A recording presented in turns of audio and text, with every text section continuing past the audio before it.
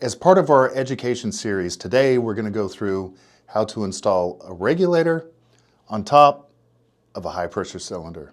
Before we do that, we need to make sure that there is a seal inside of the regulator and that there is not a seal stuck to the top of the post valve. If you're missing a seal on the regulator, we're going to take an extra seal and we're going to attach it to this post. And you just push it down just like this. The next thing that we're going to do is we're going to make sure that this finger screw is screwed all the way out. We're going to notice that there are two posts here and identify that those two small holes are underneath this one larger hole. We're going to align the regulator on top of the cylinder and those two small posts are going to fit straight in. Then, while holding it, we're going to take the screw and we're going to tighten it. We don't want to over tighten or under tighten, we call it finger tight. The next thing we're going to do is we're going to take our cylinder wrench, which looks like this. We're going to put it on top of the cylinder and we're going to turn it to the left. We're going to give it several quarter turns.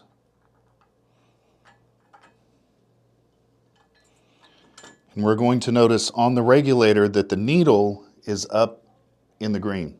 Now this happens to be a continuous flow regulator, which means if we go to turn and select our liter flow on the regulator, you can hear that oxygen's coming out of it.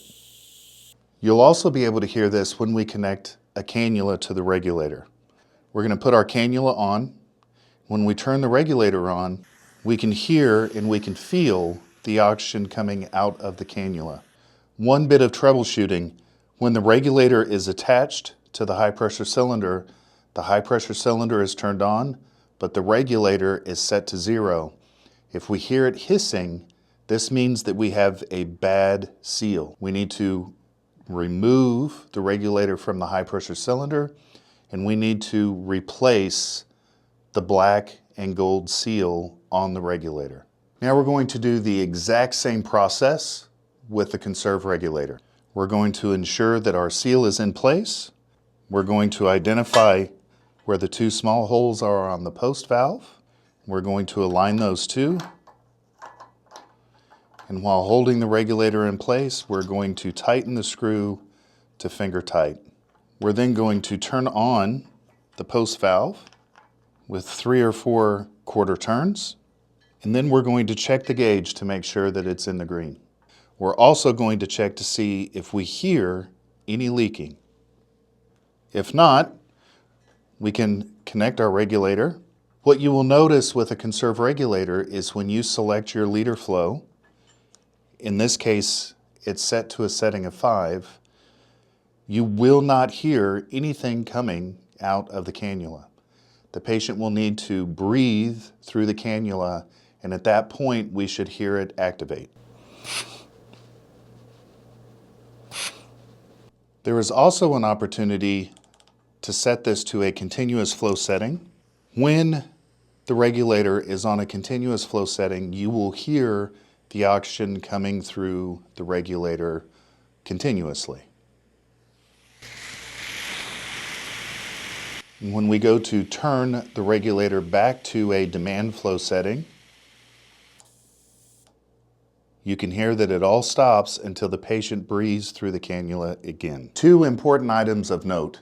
The first is, do not attempt to remove the regulator from the top of the cylinder without first turning the cylinder off. The second is leak detection. If we hear the regulator leaking, we know that we either have 2 seals installed or we don't have a seal installed at all.